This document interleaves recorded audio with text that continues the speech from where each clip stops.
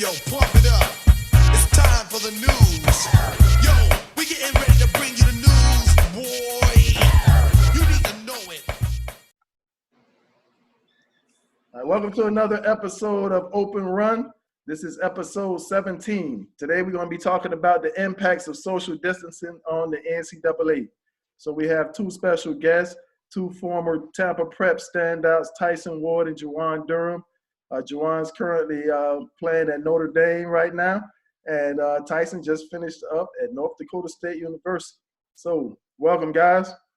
Appreciate it. Thank you. Appreciate it.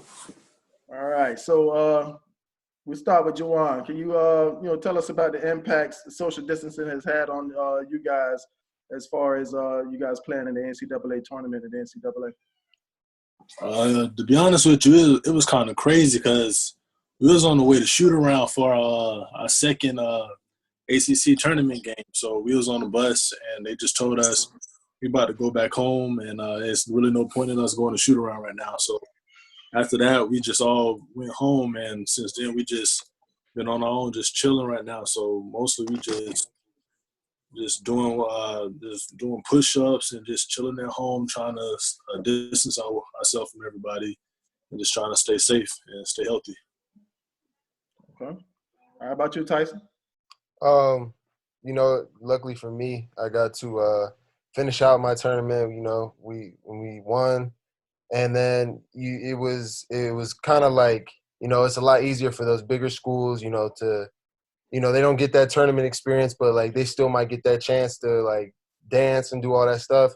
So it was a lot different for us, and because we had to win to play in the tournament. So once we got to do that, it was pretty big time. And once it was taken away from us, we all just kind of didn't take it well at first, and we had to like deal with it so quickly. So we basically had to cut down the season and just like understand that it's bigger than basketball right now.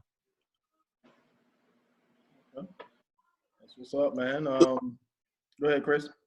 So with that, both of you and Juwan can answer this. So what do you think? And this is just to ask, do you think that the NCAA should have waited before they made the decision right away, or do you think that they made the right call? It's just speculation, just your opinion. So just asking, would you want to wait a little bit longer, or just make that call right away? Personally speaking, from like a selfish standpoint, I say yeah, like wait a little bit. But I feel like the smart thing was to do was the way that they handled it, because they started off just doing it by conference.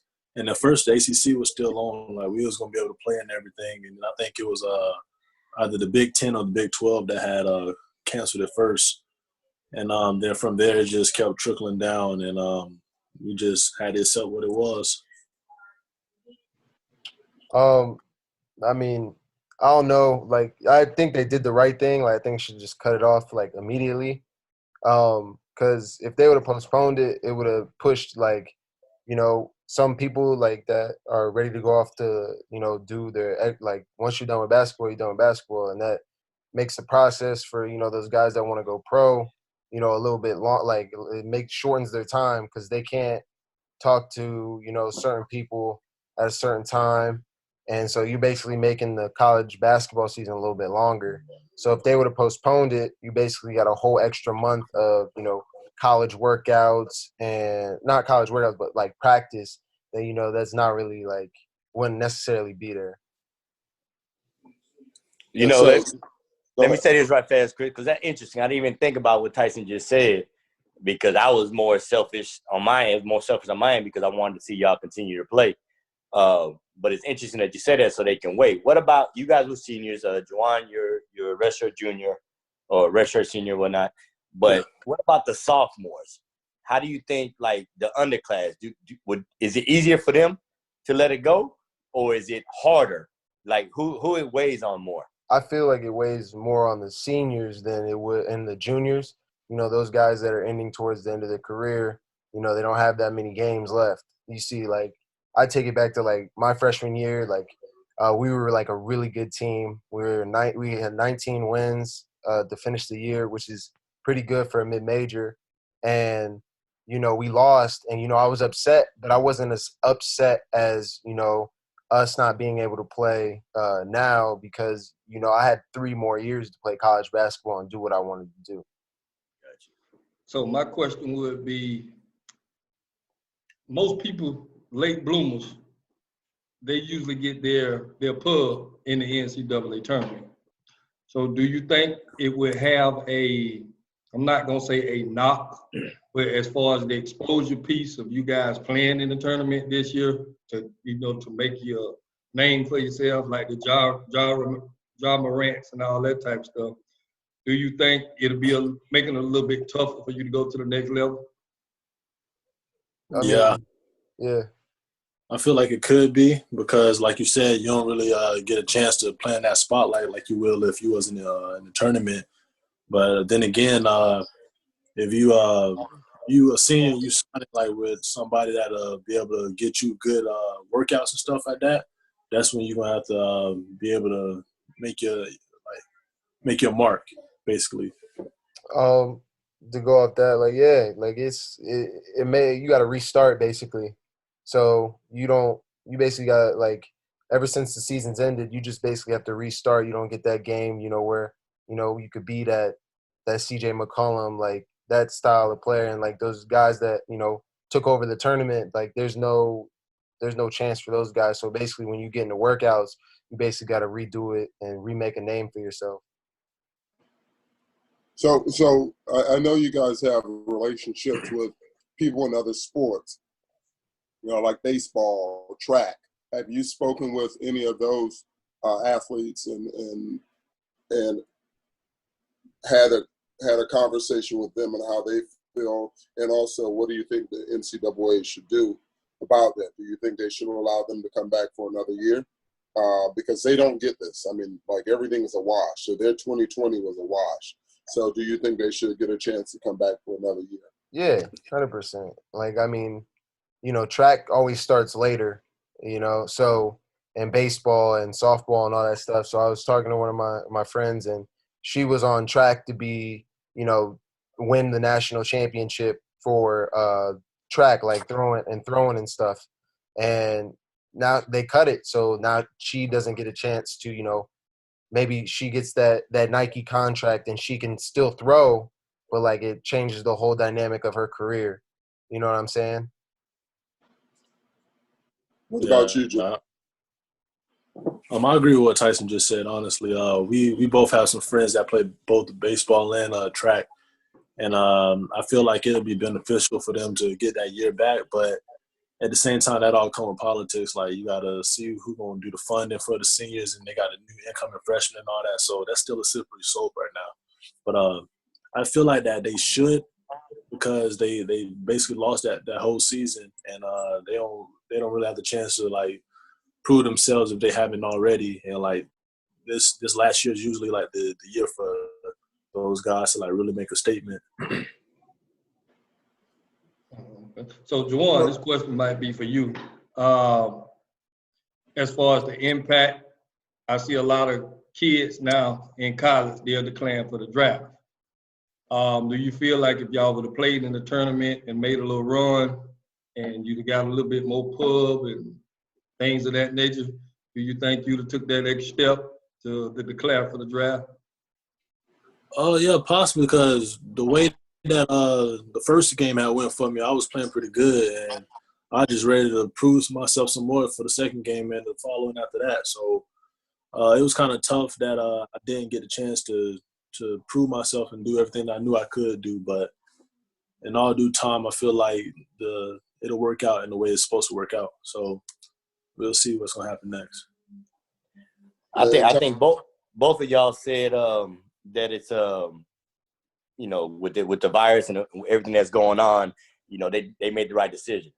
But does that entail, because it cut your season short, your limelight short for Juwan both and for Tyson, of course, does this motivate y'all more? Because, for instance, you know, Tyson, in my opinion, was a sleeper this whole time. Juwan, you had some injuries and you were playing good this year. So does that make it more like, all right, look, I don't want them to forget about me. So I really got to grind more. So what are y'all doing to bring that back up for that next step? So that it's like that mindset. You just always got that chip on your shoulder. I think you can't lose it. I mean, workouts you got to go hard, but like when you get in front of, like you get in front of somebody else, it's a totally different mindset than when you were in workouts. So you got to keep that mentally you got to be mentally ready. That whole time. So you got to continue to get better and continue to stay on track with what you want to do and be you, I guess. I don't know how to say it. Yeah, I agree with what Tyson was saying, but me personally, I just got back into town from school, so I wasn't able to use the facilities, anything like that, because they got everything on lockdown. But now that I'm back, like I just was trying to make sure that I stay doing a lot of push-ups, squats, and stuff like that. Like work on things that I already know that teams, NBA teams, will tell me I need to work on. So I've been making sure I do a bunch of push-ups, a bunch of squats, sit-ups, just trying to do the things that I can do to just keep myself in shape a little bit. As far as conditioning-wise, I should probably do a little more running, to be honest, but it's tough to do that right now. But that's all gonna come soon, I feel like. And You better buy you a bike, get on that road, yeah, baby.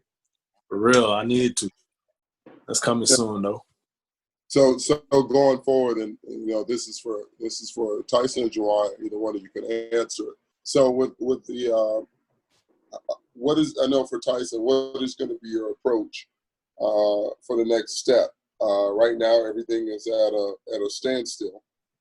So do you think this is good for you as far as, giving you a chance to work out, get yourself prepared for the next level? Or do you think it's kind of bad for you because you don't know what's going to happen and everything's in limbo? Like, how do you see going on to the next step?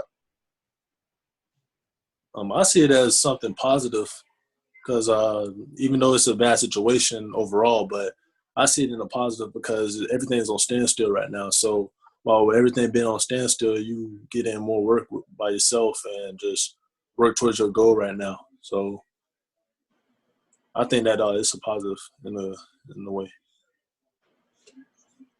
And Tyson? Uh, Because you look at it like this too now. With everything being pushed back, you're going to have a shorter window because they're still talking about the NBA draft and everything being on time and being in June, just like, so now you have a shorter time. So it's like mentally, physically, how is it that you can prepare for this? I guess. I mean, first off, it's the same thing, that chip on your shoulder. You once you get the opportunity, you still have to perform, but you're like, I guess my mentality has to change a little bit, with us cutting our season short. I'd still be in college right now. I'd still be working out, but I'd still be in college. So basically, this is basically making us grow up, turn it I'm a young man already, but I'm about to be in the real world. I won't be in college anymore. So basically I had to grow up in 3 days. So I had to deal with the tournament being cut, and then I had to say goodbye to my guys, my teammates, my college basically. And then now it's just, you gotta, take it and then just run with it, just take it day by day. Just a bit of advice for both of you guys, especially you, Tyson. The key thing right now is you guys staying in shape, because at that next level, it's a dog-to-dog world out there. And if you're in shape and you're more conditioned than the other people, eventually it's going to show. So the main thing for you guys right now is to stay in shape. It's a test because you're going to have to want it.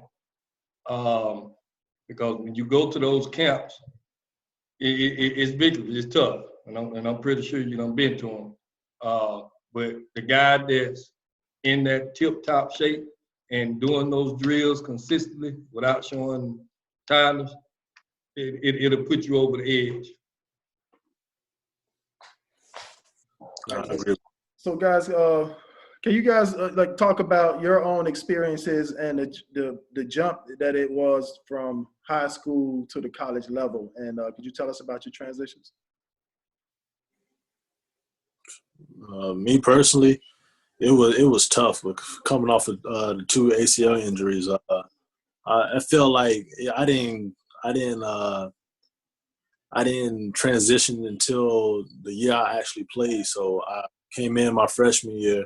I should have redshirted, and I went into the fire. Then I ended up transferring after that. Set out a year. That year was pretty good for me to just get my body right and feel like I wasn't where I wanted to be at all. So that next year coming up, pretty much this year was the first year that I had like a solid year for myself, and that's not even the year that I would want to have. Like, it was okay, but I feel like it'd be better. But that transition coming from high school to college, like everybody good, everybody fast, everybody strong. So you can't get complacent at all, because as soon as you get complacent, that's when everybody gonna take your lunch money right there, and you don't want nobody to take your lunch money. Right. So you gotta have that mindset when coming into college. For me, it was when going in from high school to college, like I wasn't the fastest, the speed of the game, and college is a lot different than it is in high school. So for me, it was, just trying to keep up with that pace. Initially, I wanted to redshirt my freshman year, because I didn't think I was ready. But like I got put into it, and I had a all right freshman year, but it was like, I think the speed of the game, slowing yourself down, having the right people, like having the right seniors around you to help you out. That was taking in coaching and stuff like that. That's what the biggest transition is, like understanding like the game and slowing yourself down. Now that y'all said that about coaching, what is the difference between a high school coach and a college coach for some of the young listeners that we have? It's more of a business in college than it is in high school. High school is, I mean, you're not making as much money as you are in college. Like in college, this is how they feed their family. And so if you're not doing what you need to do in the classroom, if you're not doing what you need to do on the court, and you're a problem off the court, I mean, you ain't got nothing, like you have nothing to offer him. Like there's so many other people out, like I learned that quick. There's so many other people out there that could easily take your spot. And you gotta continue to be hungry and eat every single day. Yes. Some of the best advice that I've gotten from just seeing the difference between high school and college is that these college coaches, like, they getting paid to do this, like, good money, so they gonna be here. You here for 4 years, and you gotta basically show and prove yourself to these coaches, because they can get, like Tyson just said, they can come in and bring somebody else in that can do your job just as good as you. So as long as you out there working your tail off and like doing the intangibles, like the things that you can control, then I feel like the sky gonna be the limit for you. Gotcha. If you're in a good situation. Right. Yeah. So with this next step, with college being over, or Juwan, with you going into your senior year, what are things you guys do to prepare for the next step, like for the next phase? Do you watch a lot of film? Do you go back and watch your workouts? Like how do you like get better and kind of like not go into the season making the same mistakes? Like how do you find ways to get better? Do you watch a lot of film on yourself?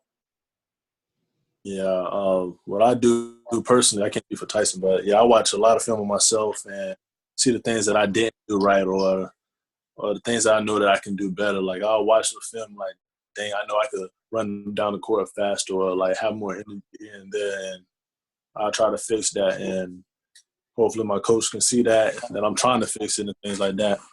And then they'll reward me for doing things like that. But it comes down to you just being able to push yourself, because you ain't gonna have everybody that'll push you. So you gotta be mentally strong, I feel like, in situations like that, to just know what you gotta do personally instead of having somebody there to coach you through it?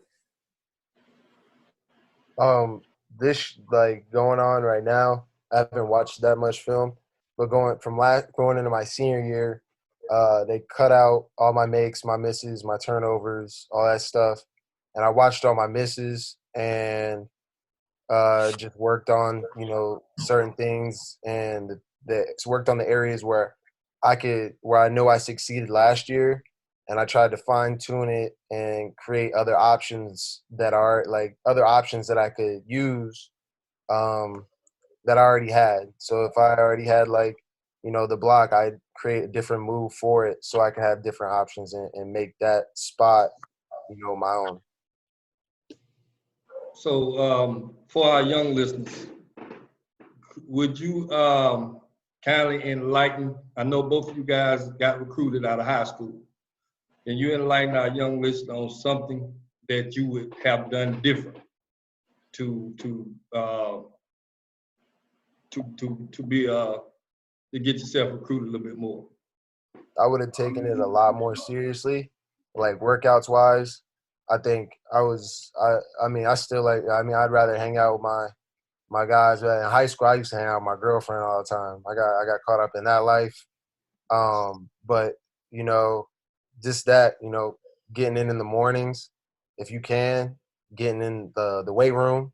I needed that a lot, and just trying to work out as much as you can, and just constantly getting better. Yeah, to piggyback off of what Tyson said, I'll live in the weight room. I did not take that serious at all. Like I had a kind of like the big head going into it. And when I got hurt, everything got put on hold, and I just didn't even know what to do at the time being. But if I can go back, I'll live in the weight room, just lift all day, all night, every day. Because that first week into college, and you hit them weights, you're gonna be done. Boy, Like, that's different right there. I ain't gonna even lie. Yeah. So you would suggest kids get in there and take it more serious. Yeah. Tyson, this is a question for you. You chose North Dakota State. Not a lot of people in this area or nationally knew who North Dakota State was for basketball. Do you think that was a good choice, and why? I picked North Dakota State not because of their name or anything. I picked it because of the coaching staff, and it was the best opportunity for me, to grow up as a man and to do what I want to do on the basketball court. And I think a lot of people get caught up in, the name of the offer and like the name of the school and stuff like that. And that's how people like get lost in like moving around so much, because they don't look at the system for them.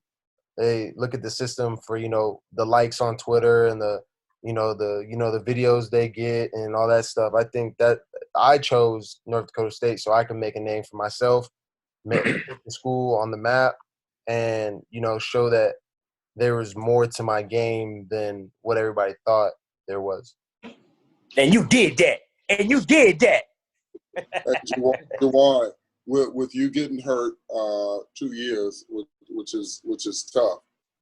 Do you think that kind of like put your development back a little bit? Do you think that like kind of like put you back a little bit to the game, because you were on track to be come into college as a McDonald's All-American? Like you were on track to be one of the best bigs in high school basketball. So do you think that kind of like put your development on hold a little bit as far as going right into the college game? Yeah, it definitely did, because everybody else was able to get in those reps and do the things that they needed to do to prepare themselves. Well, I just had to prepare myself for rehab and do things to get me just back on the court. So I felt like I was behind on that. And going into my freshman year, I felt like everybody else was more advanced than me, and that like took a toll on me mentally. So I was really distraught going into college with that, and just always in my own head. But like I said, you just got to keep on plugging in and doing the things that you can take control of, and it'd be fun after that. So Tyson, you were a mid-major All-American this year. Can you tell us what that meant to you, and how do you feel about it? I mean, in my college career, I've always been, like the man behind the man, and so it was just it felt good for me personally, to finally be, labeled as like one of the best players in mid-major basketball. All my hard work, those long mornings, those long nights in the gym, it finally paid off, and I was being recognized for, all the hard work that I've done. And it was, and I couldn't describe what I felt when my dad told me. I mean, I was just like, all right, cool. And then like it hit me like the day after, like when everybody was showing me love, and I was like, man, like I did something, not a lot of people did. And there was so many like great names up there, and it was just like it was a real cool experience. And Juwan, you're one of the nation's leaders in blocks. I love blocks, man. That's my thing, man. Could you tell us your philosophy on defense and blocking shots? Basically, you just trying to go in there. You try to bait the guard into coming to the rim, and then you just surprise them with a big block after that because they don't know how long your arms are here and there. But you just try to bait them in. They might think that they got you beat a little bit, but you're always a step ahead of them mentally because you know that you're going to come up there and catch it at the highest point. So I try to go into getting a block that way. Well, you don't play no D. I got another question. Did you guys play against a lot of players John's size? My point Ooh, guard. Dre. Ooh, we finna get on this thing right now. That's a good question. My point guard his size. My point guard. Yeah, Dre. No, he is not. Your point guard is not 5'6". Oh yeah. Hey, Yeah. first of all, John. First of all, my basketball card says 5'9" in 1998, bro. I'm just piggyback on the last podcast. We were talking about you got to be small and you got to be a dog. You got to be a how dog. many they ran into. There's a lot of small guards out there, and they are really tough to guard because they got that quick first step, and they're so close to the ground, their handle's tight. So if they got a jumper, they can do it all, facilitate, get the three off. Like, it's a tough guard. She goes all day, Dre. Hey, but I got a question for both y'all, man. So I've known Tyson practically half his life since he was like 5. Juwan, I've known you since you was like 9. My question is, you on two sides. Juwan, you, in my opinion, you were always the man on your team, but you never acted like the man. Meaning you had an even kill. You had a high character. You're a high character individual. And how did you keep that? Because there's a lot of kids who are talked about a lot, who are the man or could be the man, and it goes to their head. How did you keep that and you continue to keep that high character and still being one of the best players? You got about 2 minutes. All right. I always just went into things like not getting too high or not getting too low on myself. Like, for one, I don't like a lot of the spotlight because I'm not one of those dudes that like, yeah, I'm doing this, that, and the third. Like, I'm ranting and all this stuff. I'm not that type of guy at all. I'm real laid back and chill, so I don't really too much try to pay attention to all the accolades that I get. I just know that one day somebody can go out there and do something better than me, so I just know I got to go out there and perform. And I ain't really worried about what's going to happen after that, like the accolades that I'm going to get. I just try to go in there, treat everybody with respect the way that I want to be treated. So you treat me with respect, I will treat you with respect, and we're going to go on what I do. That's what's up. And Tyson, for you not getting the limelight in high school, how did you continue to be to improve every year and don't let that worry you? Like being an underdog is, it's a hard thing to do. It's it's a lot of mental training. You can get real down. Like, you have a lot of ups and you have a lot of downs. So, I mean, continuing to stay, sane is a big thing, man. Like, continuing, like, once you can't get complacent. Once you catch up to those people that are ahead of you, you got to make sure that they're behind you when you're done. You know, like you can't just once you get there, you can't just be content with you say, "Oh, hey, I did it. I'm finally at your level." You got to show them like that. Hey, I'm working harder than you. I'm gonna be better than you. And at the end of the day, you're gonna have to respect me. All right, guys. We appreciate you guys coming on, but that's our time. So thank you, Tyson. Thank you, Juwan. And Thank you good for luck having to me. you guys in this during these tough times, man, and going forward. For sure. Proud of both of y'all, man. All right. Appreciate it. Thank you Good very much. luck. Way to Be represent at home, the city, Pops. baby. All right. Peace. All right, later. Yeah.